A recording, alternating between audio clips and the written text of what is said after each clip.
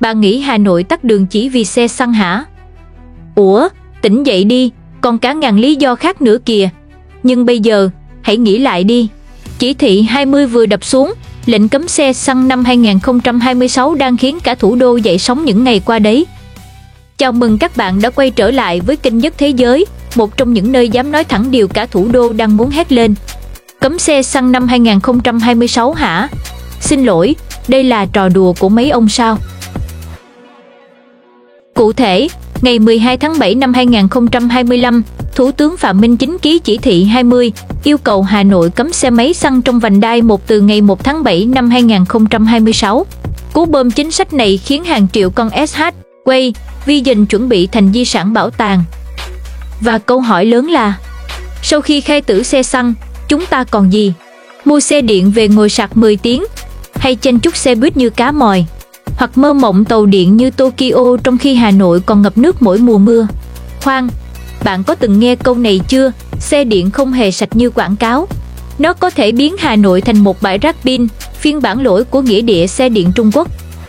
Nghe thì xanh, nghe thì hiện đại, nhưng khi sống thử, liệu có chill như clip quảng cáo?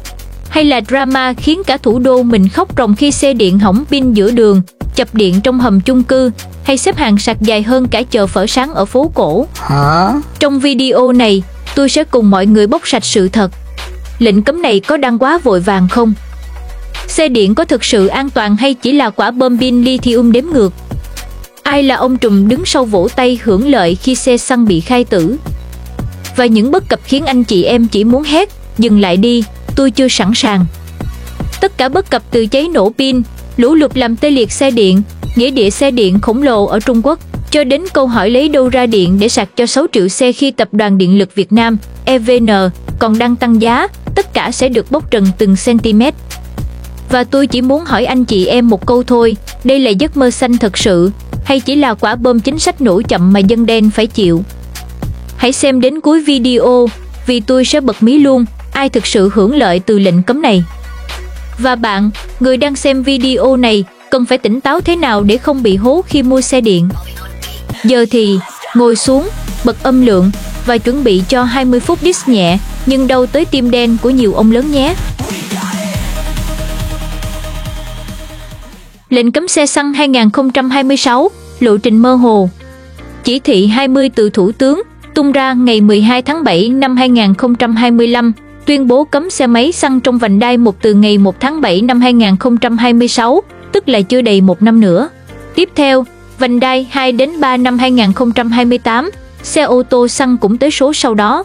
Và đến năm 2030 thì tạm biệt luôn nhiên liệu hóa thạch trong đô thị. Nghe thì xanh, sang, xịn, nhưng nhìn quanh Hà Nội bây giờ, 7 triệu xe máy và ô tô đang chen chúc chủ yếu là chạy xăng, là bạn thân của shipper, sinh viên, dân lao động. Giờ bảo chuyển hết sang xe điện trong chưa đầy 12 tháng, hỏi thật, các ông đang đùa hay là thật vậy? Chứ tôi thì nghe hài hước thật đấy. Ai đã tính kỹ bài toán này chưa, hay chỉ tung ra để xem dân hoang mang tới đâu? Chính Sở Xây dựng Hà Nội cũng thừa nhận luôn, hạ tầng trạm sạc chưa sẵn sàng, quy chuẩn trạm sạc chưa thống nhất, khung pháp lý thì đang nghiên cứu, tức là chưa có gì á. Có những bất cập đầu tiên của lệnh cấm mà tôi đã thấy được như cơ sở hạ tầng sạc yếu kém. Đầu tiên, chúng ta, ai cũng biết đường phố Hà Nội vốn nhỏ, hẹp, nhiều khu phố cổ còn chưa có vỉa hè đàng hoàng, vậy chỗ nào để đặt hàng ngàn trạm sạc xe điện? Hiện chỉ có khoảng 200 trạm sạc, tính đến năm 2025, hầu hết nằm ở mấy khu đô thị mới sang chảnh, trung tâm thương mại. Vậy người dân ở chung cư mini, nhà trọ, phố cổ thì sạc kiểu gì? Sạc ở đâu và có bảo đảm cung cấp đủ ổ cắm sạc không? Dây điện kéo lằng nhằng khắp ngõ hả? Lưới điện đang yếu, thêm 1 triệu ổ sạc thì cháy luôn cả máy biến áp. Chi phí chuyển đổi xe đắt đỏ, xe máy điện giá từ 30 đến 70 triệu đồng, đắt hơn xe xăng phổ thông 20 đến 30%. Một hộ gia đình 2 đến 3 xe, đổi hết tốn cả 100 triệu. Vậy ai trả? Dân lao động, shipper lấy đâu ra tiền? Chính sách hỗ trợ đổi xe đâu? Không có chính sách trợ giá rõ ràng cho xe điện, không có chương trình thu mua xe xăng cũ. Dân nghèo lấy đâu tiền mua xe mới? Chưa kể, người thu nhập thấp không đủ sức đổi sang xe điện chính hãng, buộc phải mua đồ rẻ trôi nổi, tiềm ẩn nguy cơ cháy nổ như pháo hoa ngày Tết. Gần đây, tôi thấy mấy clip đổi xe Vespa lấy voucher 2 triệu đúng là cú tát xanh mặt. Chỉ thị 20 kêu xanh đi, nhưng ví tiền dân ta thì lại đỏ hoe.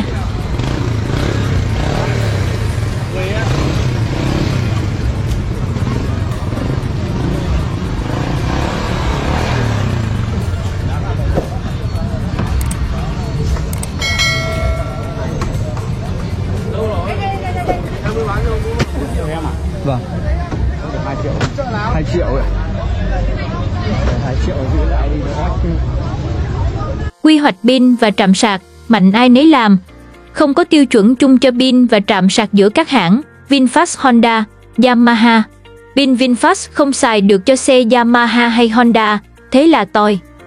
Cấm xe xăng nhưng pin xe điện còn chia phe, thì người dân chịu trận. Wow. Ai giám sát lệnh cấm? Ai kiểm soát xe xăng vào vành đai 1? Lực lượng nào giám sát? Camera, cảnh sát giao thông hay luật ngầm?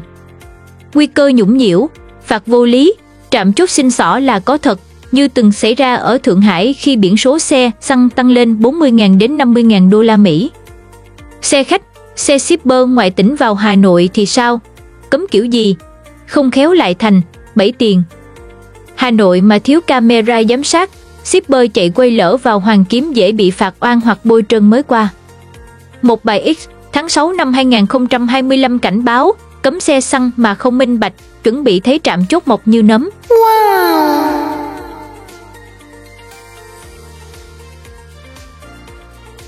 Vấn đề sạc pin và an toàn, chung cư, nhà trọ Hà Nội chật chội, sạc xe điện trong tầng hầm dễ biến thành lò thiêu. Pin lithium cháy 1000 độ C, dập khó hơn cháy xăng. Phòng cháy chữa cháy chưa được chuẩn hóa cho hàng ngàn xe sạc pin trong tầng hầm, thế thì cứu hỏa kiểu gì? Một quả pin cháy là cả khu chung cư thành lò BBQ. Vụ cháy xe điện ở Thanh Hóa năm 2023 thiêu rụi cả nhà dân. Ý thức sạc pin của người Việt Nam vẫn rất Việt Nam, chẳng hạn, đang sạc giữa chừng có kẻ rút dây, tranh ổ cắm dây lằng nhằng hay phá phách thì cực kỳ khó quản lý. Đó là chưa kể, nạn trộm cắp pin xe điện vì pin là bộ phận đắt nhất, đắt ngang nửa chiếc xe, dễ bị tháo trộm. Phương tiện công cộng, bus metro, tàu điện hiện nay không đủ sức thay thế lượng phương tiện cá nhân khổng lồ. Người dân từ ngoại thành vào nội đô phải làm sao? Metro Cát Linh Hà Nội mới chỉ có 1-2 tuyến chạy nhỏ giọt, chỉ phủ 13 km nội thành, xe buýt thì chen chúc như bò nhốt chuồng, thử hỏi làm sao thay thế phương tiện cá nhân. Xe điện công cộng như xe buýt điện cũng khó mà gánh nổi 7 triệu lượt di chuyển mỗi ngày. Một khảo sát Đại học Giao thông Vận tải năm 2023 cho thấy 70% dân Hà Nội không bỏ xe máy vì xe công cộng chậm, chật, không tới nơi làm. Cấm xe xăng mà ép dùng xe buýt, dân đi bộ cho khỏe.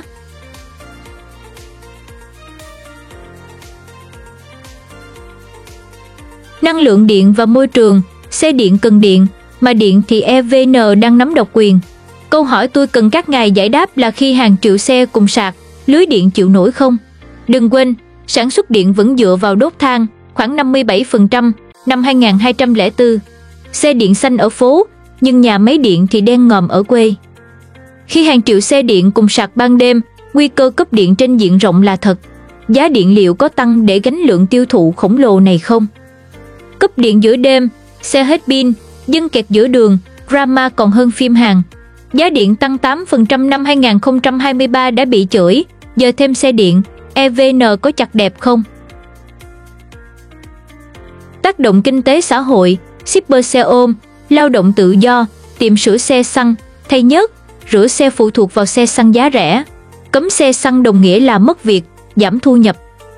Một shipper ở Ba Đình than trên Facebook, tháng 7 năm 2025, xe điện 50 triệu, sạc 3 lần tuần, tôi lấy tiền đâu nuôi con. Không hỗ trợ tài chính, lệnh cấm dễ gây bất mãn, đẩy người nghèo vào ngõ cụt nếu không có giải pháp hỗ trợ. Tác động đến ngành phụ trợ, tiệm xăng, gara sửa xe, cửa hàng phụ tùng xăng sắp thất nghiệp. Hà Nội có hàng ngàn tiệm sửa xe xăng, nhưng gara xe điện đếm trên đầu ngón tay, phụ tùng đắt cắt cổ. Pin hỏng, thay tốn 50% giá xe. Chưa kể, pin lithium khó tái chế, vì khi pin hỏng trở thành rác độc hại, Nếu không xử lý đúng, môi trường còn tệ hơn cả khói xăng, dễ biến ngoại thành Hà Nội thành nghĩa địa pin như Hàng Châu năm 2023. Thiếu thông tin tuyên truyền, dân Hà Nội chưa được hướng dẫn lộ trình cấm, cách đổi xe hay lợi ích thực tế của xe điện. Chỉ thị 20 ban hành xong, rồi, để đó sao? Không TikTok, không Zalo, không gì hết. Dân hoang mang như Grablock không lý do. Nghe thì có vẻ xanh, sạch, đẹp, nhưng nếu làm vội vàng, kế hoạch này dễ biến thành đen, đắt, đùng đoàng, tắc đường vẫn tắc, ô nhiễm chưa chắc giảm, dân thì hoang mang, lúng túng không biết đổi xe nào cho hợp túi tiền. Câu hỏi thật lòng, ai đang đảm bảo rằng lệnh cấm này không chỉ là một cú PR xanh? Ai chịu trách nhiệm nếu năm 2026, hạ tầng xe điện không sẵn sàng mà vẫn ép dân bỏ xe xăng? Nói cấm thì dễ, nhưng nếu chưa chuẩn bị hạ tầng, chưa có cơ chế hỗ trợ và chưa tính kỹ tác động xã hội, thì lệnh cấm này có nguy cơ thất bại ngay từ trứng nước.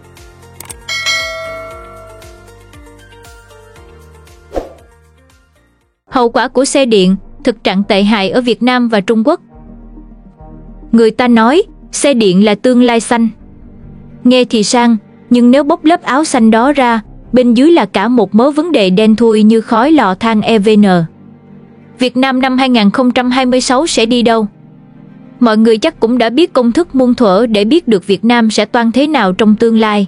Thì cứ nhìn vào đàn anh Trung Quốc đã và đang như thế nào là chúng ta sẽ biết kết cục Việt Nam tương tự như vậy.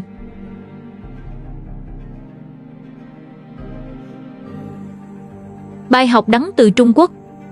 Nghĩa địa xe điện, cơn ác mộng pin thải. Ở Hàng Châu, Thượng Hải, năm 2023, hàng trăm nghìn xe điện bị bỏ hoang như bãi rác. Lý do, pin chai, chi phí thay pin bằng 50% giá xe, không ai thèm sửa hoặc thu gom. Pin chai nhanh, sau 1 đến 2 năm xe chạy 100 km còn 50 km.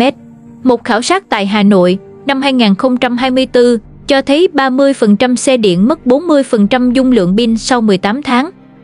Ngoài ra, pin lithium khó tái chế, chỉ sống được 5 đến 7 năm, rồi sau đó trở thành rác độc chứa coban, niken chì, gây ô nhiễm đất và nước. Kết quả, Trung Quốc bây giờ phải giải quyết núi rác pin độc hại cao hơn cả Vạn Lý Trường Thành. Bạn thử tưởng tượng, Hà Nội năm 2030 trở thành nghĩa địa quay cộng thêm nghĩa địa pin xe điện.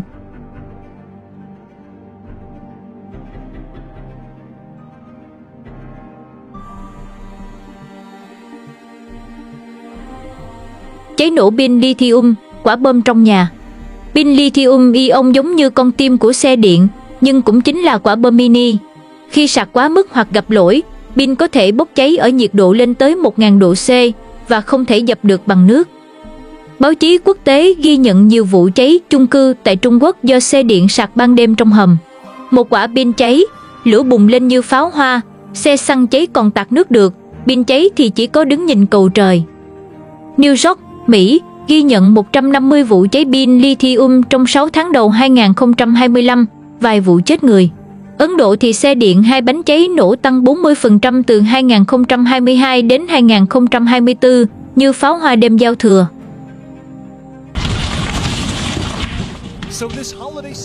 Hạ tầng sạc quá tải. Khi xe điện bùng nổ, trạm sạc không đủ đáp ứng, người dân phải xếp hàng dài sạc pin như chờ mua iPhone.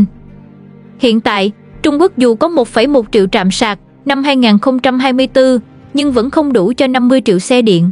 Ở Bắc Kinh, giờ cao điểm phải xếp hàng 2 đến 3 tiếng chỉ để sạc. NIO có 2.400 trạm đổi pin, nhưng chỉ dùng cho xe NIO, không tương thích với hãng khác. Ai mua hãng khác thì, chờ đi, cưng ơi. Hả? Văn hóa sạc, ý thức chưa theo kịp. Thâm Quyến, năm 2023, từng có vụ người dùng đánh nhau chỉ vì tranh nhau ổ sạc công cộng. Người dùng thiếu kiên nhẫn, chen lấn, thậm chí phá hoại thiết bị sạc. Thiếu quy định quản lý sạc công cộng, nguy cơ mất trật tự, tăng rủi ro an toàn. Ở Việt Nam, văn hóa xếp hàng đã khó rồi, sắp tới có văn hóa sạc pin chắc còn vui hơn. Đang sạc ngon lành, có thằng rút dây để sạc xe nó, nghe quen không? Lũ lụt, kẻ thù số 1 của xe điện. Lũ lụt ở Trịnh Châu, Trung Quốc, tháng 7 năm 2021 khiến 1.100 khu vực mất điện, xe điện không sạc được, làm giao thông tê liệt. Vấn đề đặt ra là, Xe điện chưa được thiết kế tối ưu cho vùng ngập lụt như Trung Quốc. Trạm sạc công cộng ngập nước, hỏng sạch như đồ chơi trẻ con.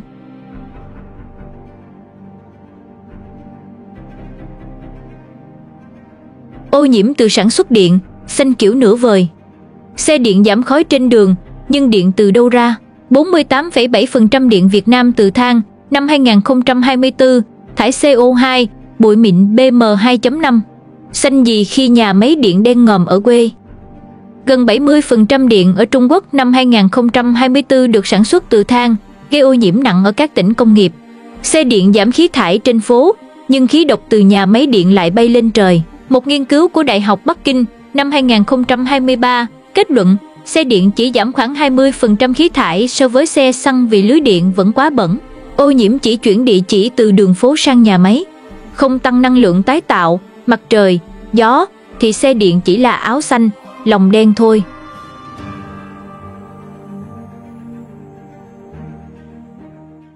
Thực tế ở Việt Nam, nguy hiểm không kém. Cháy nổ và chập điện, ám ảnh đêm khuya. Từng có các vụ cháy xe điện tại nhà dân hoặc chung cư mini do sạc pin qua đêm. Nhiều nơi cấm sạc xe điện trong hầm nhưng lại không có chỗ sạc an toàn khác. Hà Nội, thành phố Hồ Chí Minh từng xảy ra nhiều vụ cháy chung cư vì xe điện sạc qua đêm. Vụ cháy xe máy điện ở Thanh Hóa, ngày 25 tháng 9 năm 2020 thiêu rụi cả nhà dân. Chung cư Mastery Thảo Điền, thành phố Hồ Chí Minh, ngày 16 tháng 1 năm 2022 suýt thành thảm họa vì chập điện sạc pin. Hà Nội với chung cư đông đúc, sạc trăm xe ban đêm dễ biến thành lò thiêu, chỉ cần một pin nổi loạn là cả khu toang. Pin lithium nhạy với nhiệt độ cao, sạc quá mức hoặc lỗi sản xuất. Việt Nam chưa có quy chuẩn kiểm soát chất lượng pin, dẫn đến rủi ro cao hơn xe xăng, đừng quên cháy xăng dập dễ hơn.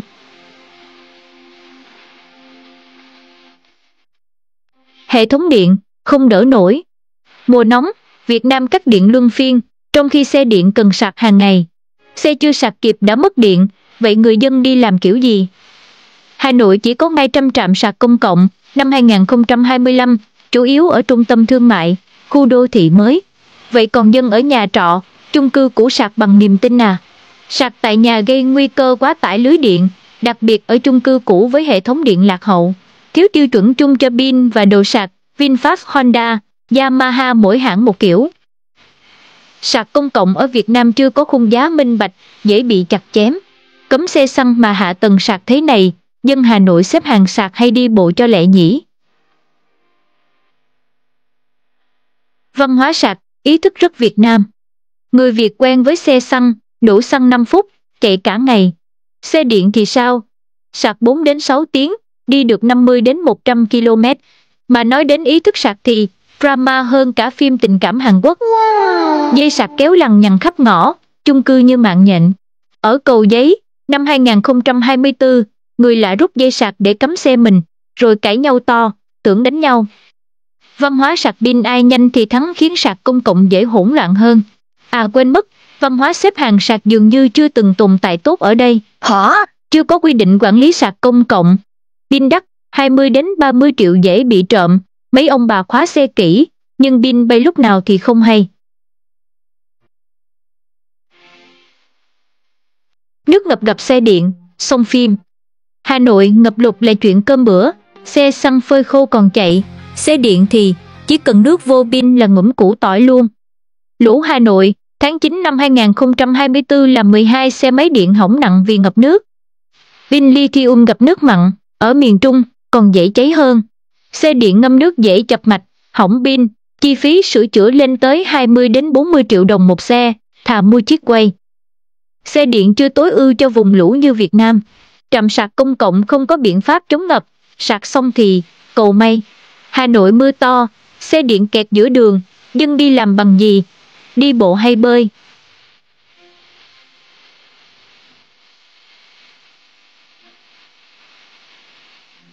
Bài toán năng lượng, độc quyền cười khẩy.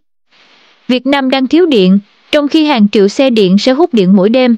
Nếu tất cả cùng sạc vào giờ cao điểm, EVN có gồng nổi không? Giá điện sạc hiện đang rẻ để mồi dân mua xe, nhưng 2-3 năm nữa, khi EVN độc quyền, giá có thể tăng. Dân từ xăng đắt chuyển sang điện cắt cổ. Xe điện có thực sự giảm ô nhiễm? Nếu 57% điện Việt Nam năm 2024 đến từ đốt than, thì xe điện chỉ là chuyển ô nhiễm từ phố về nhà máy.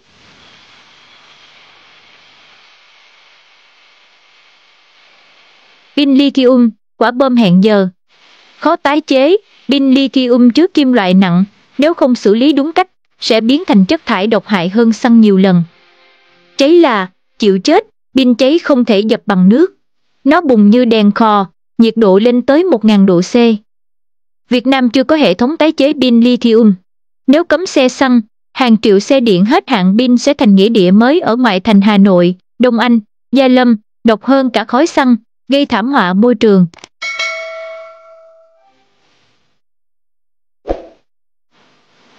Xe công cộng có đáp ứng nổi không? Cấm xe xăng, chuyển sang xe công cộng. Nghe thì đúng kiểu nói chuyện trên mây, nhưng thực tế thì, có khi đi bộ còn nhanh hơn đợi buýt. 1. Hiện trạng quá tải và hạ tầng yếu. Hà Nội hiện có xe buýt và tàu điện Cát Linh, Hà Đông, nghe thì oai, nhưng đáp ứng nổi 7 triệu xe máy không? Tôi sẽ bóc trần từng góc khuất, nghe còn hài hơn cả phim Trấn Thành. Hả? Xe buýt. Hà Nội hiện có khoảng 2.000 xe buýt, nhưng thử hỏi, giờ cao điểm, bạn chen nổi vào chưa? Giờ cao điểm, 7 đến 8 giờ sáng, 5 đến 6 giờ chiều, xe buýt số 32, Giáp Bát, nhổn, chật kín, chở gấp đôi sức chứa, hành khách ngạt thở, té lên té xuống. Thậm chí, có lúc xe buýt phải bỏ trạm vì quá tải, hành khách nhìn theo chỉ biết nuốt khói. Hệ thống xe buýt Hà Nội phục vụ khoảng 1,2 triệu lượt khách ngày năm 2024, nhưng chỉ đáp ứng 15% nhu cầu đi lại. So với 7 triệu xe máy cá nhân, con số này như muối bỏ biển. Mà có tuyến buýt riêng hả? Không có đâu. Xe buýt bon chen y chang xe máy, kẹt cùng nhau trong biển khói, tiếng còi và sự bất lực. Một số trạm buýt thì xuống cấp, rỉ sét, nước mưa ngập lên ống quần, nhưng nhìn mà lắc đầu ôi thôi, cho tôi xin.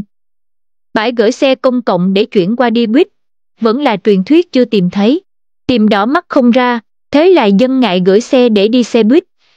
Lệnh cấm xe xăng nghe hay, nhưng nếu không nâng cấp hạ tầng, xe buýt chỉ như con trâu chậm chạp bị bao vây giữa đàn xe.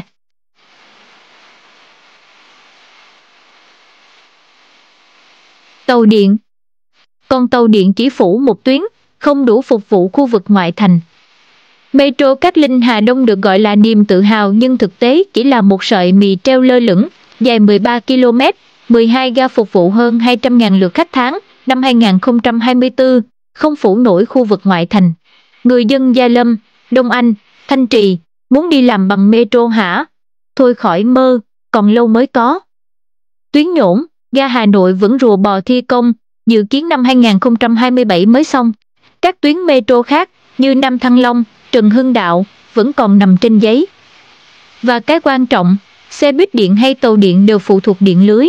Chỉ cần một cơn cấp điện diện rộng là cả hệ thống đứng hình, hành khách tự động đi bộ nhanh về nhà. Thế là, người dân vẫn chọn xe máy vì nhanh, tiện, không phải chờ đợi. Cấm xe xăng mà xe công cộng quá tải sẽ gây hỗn loạn giao thông và bất mãn xã hội.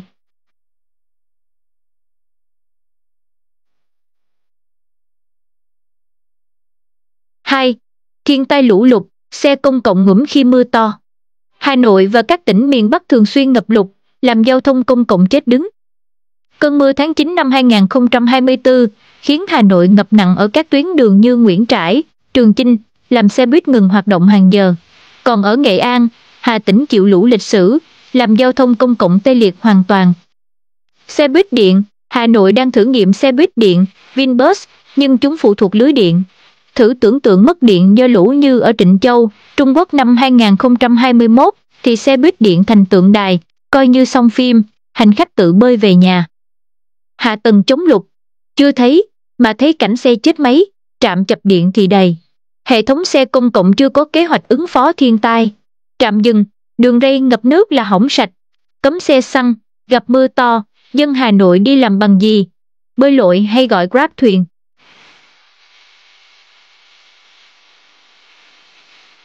Ba, ý thức và thói quen người Việt, không dễ bỏ xe máy. Người Việt, đặc biệt ở Hà Nội, coi xe máy như chân tay. Xe máy rẻ, 15 đến 30 triệu đồng, linh hoạt, là cách để người ta luồn lách, tránh nắng, né tắc, ghé quán lề đường bất kỳ lúc nào. Một khảo sát của Đại học Giao thông Vận tải năm 2023 cho thấy 70% người Hà Nội không muốn bỏ xe máy vì xe công cộng chậm, bất tiện và không đến được nơi làm việc. Mà bạn thử nghĩ, giữa một bên là con xe máy sẵn sàng phi thẳng đến cửa công ty và một bên là buýt phải chờ, chen, đứng, đợi, đổi tuyến, thì bạn chọn cái nào? Dân Hà Nội thích tự do, không ưa chen tàu điện hay chờ xe buýt. Chuyển sang xe công cộng cần 5 đến 10 năm thay đổi thói quen, nhưng ưu đãi đâu? Vé rẻ, giờ chuẩn đâu? 4. Quản lý và chính sách, lệnh hành chính không đủ. Tiến sĩ Nguyễn Quang, chuyên gia giao thông, từng cảnh báo sử dụng xe điện trong vành đai 1 là xu thế, nhưng không thể chỉ bằng mệnh lệnh hành chính.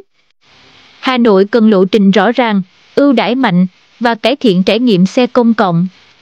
Nhưng hiện tại, Hà Nội chưa sẵn sàng.